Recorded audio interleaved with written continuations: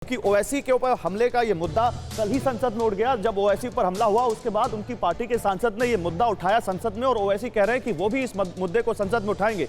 लेकिन उससे पहले टीवी9 भारतवर्ष के साथ एक्सक्लूसिव बातचीत की उन्होंने और उन्होंने बताया कि क्या वो कहना चाहते हैं। लेकिन पहले समझिए क्या आरोपी बोल रहे हैं। आरोपी सचिन ने बताया कि ओवैसी ब्रदर्स के भाषणों से वो नाराज था। जिस तरह से ओवैसी भाषण दे रहे हैं, जैसे तकरीरें दे रहे हैं, उससे उसको बड़ी नाराजगी थी। असदुद्दीन और अकबरुद्दीन पर आस्था से खिलवाड़ का आरोप लगाया यहां पर सचिन ने। ये दोनों आरोपी, सचिन और उसके साथ जो दूसरा आरोपी है, दोनों वैचारिक तौर पर बेहद कट्टर और सनकी, ये जांच अधिकारी ने कहा है। बयानबाजी पर गुस्से की वजह से ही हमले का प्लान बनाया इन दोनों ने, ये जांच अधिकारियों की तरफ से कहा गया। प्लान था कि ओवैसी पर हमला किया जाए और हमले के बाद पुलिस स्टेशन में सरेंडर कर देंगे भीड़ से बचने के लिए। लेकिन यह हो नहीं पाया और फिर ओवैसी, गनीमत रही कि ओवैसी की जान बच गई, बाल बाल बच गए वो। उनकी गाड़ियों पर गोलियों के निशान देखने को मिले और कल शाम फिर यह मुद्दा बहुत ज्यादा बड़ा हो गया। और उसके बाद अब क्या यूपी की पॉलिटिक्स में भी इस मुद्दे का कोई असर दिखाई देगा, सवाल यह है। देखिए मेरे साथ इस पर बात करने के लिए कौन कौन है। जितेंद्र शर्मा हमारे संवाददाता हमारे साथ हैं, आलोक अवस्थी हैं बीजेपी के प्रवक्ता हैं, अभिमन्यु त्यागी कांग्रेस के प्रवक्ता, अजमल खान हमारे साथ जुड़ेंगे अभी, AIMIM के प्रवक्ता मोहम्मद अब्बास समाजवादी पार्टी के नेता हमारे साथ जुड़ेंगे। बहुत स्वागत है आप सभी लोगों का जो इस वक्त हमारे साथ हैं। जितेंद्र के पास सबसे पहले चलते हैं। जितेंद्र, अभी तक का क्या अपडेट है इस पूरे मामले में? जी बिल्कुल, देखिए पूछताछ के दौरान इन्होंने जो अपना प्रोफाइल बताया उसमें सचिन का कहना है, जो कि बादलपुर का रहने वाला है, कि मैंने LLM किया हुआ है। लेकिन इसके इस जो बयान है इसको लेकर अभी पुलिस तस्दीक कर रही है। पुलिस का कहना है कि अभी तक ये साफ नहीं हो पाया कि जो ये बोल रहा है कि इसने LLM की हुई है, वकालत की हुई है, वो अभी तक साफ नहीं हो पाई है तस्वीर। इसके अलावा इसने ये भी बताई कि एक हिंदूवादी संगठन के साथ जुड़ा हुआ है। कौन सा संगठन है उसके बारे में भी अभी यूपी पुलिस तफ्तीश कर रही है। साथ ही जो दूसरा आरोपी है शुभम, वो सहारनपुर का रहने वाला है, उसका परिवार खेती करता है और वो 10वीं पास है। हालांकि उसके ऊपर कोई पहला मुकदमा नहीं है, जबकि सचिन की प्रीवियस हिस्ट्री भी है। सचिन के ऊपर एक 307 का मुकदमा पहले से दर्ज है, यानी कि हत्या के प्रयास का मामला।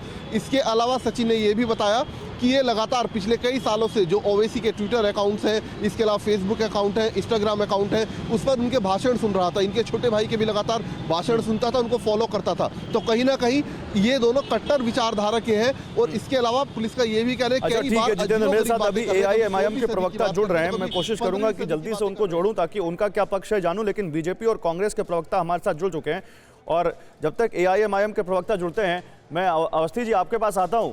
क्या लगता है आपको, ये जो ओवैसी पर हमला हुआ है इसको लेकर बीजेपी की क्या सोच है? कोई साजिश है इसके पीछे या केवल एक क्रिमिनल एक्ट?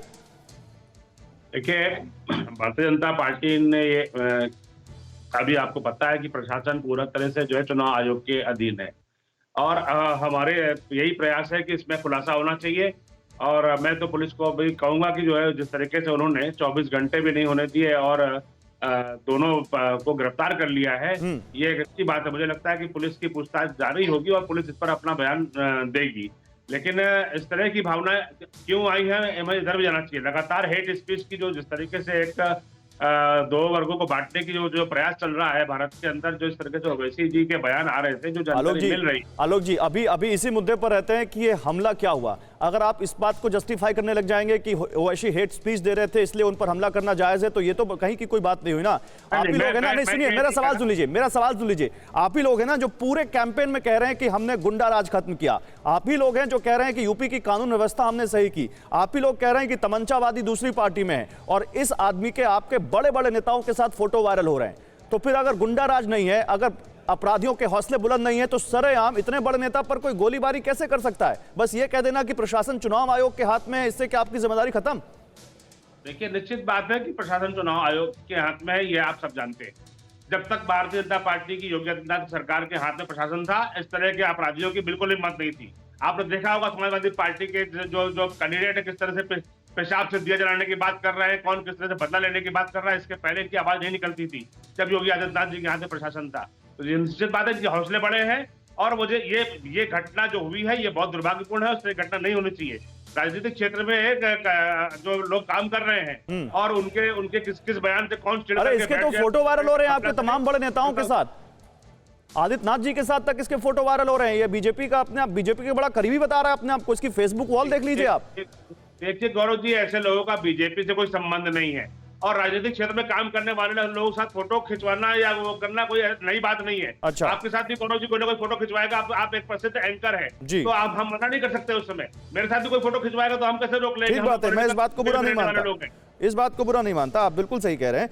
लेकिन मेरे साथ इस वक्त अभिमन्यु त्यागी भी हैं, जरा उनसे भी बात कर लेते हैं और उसके बाद फिर मैं आता हूं अपने दूसरे कंटेंट की तरफ और हम क्या आपको इसमें बताना चाहते हैं। कुछ बड़ी खबर है, लेकिन अभिमन्यु त्यागी, क्या आप मानते हैं इस बात को कि ये केवल एक क्रिमिनल एक्ट है और जिस तरह से हेट स्पीच दे रहे थे वैसे ही तो उन पर यह हमला बनता है?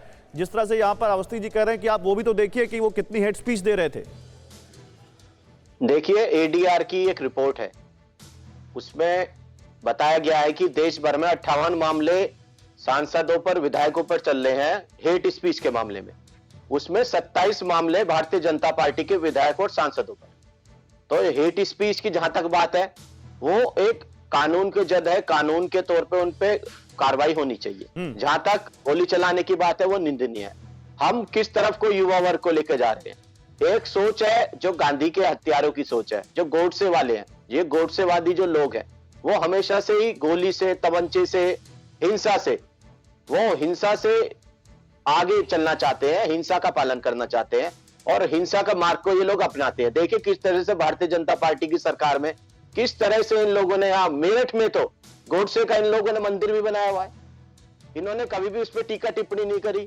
परवाह देश की, सोमवार से शुक्रवार रात 10 बजे TV9 भारतवर्ष पर।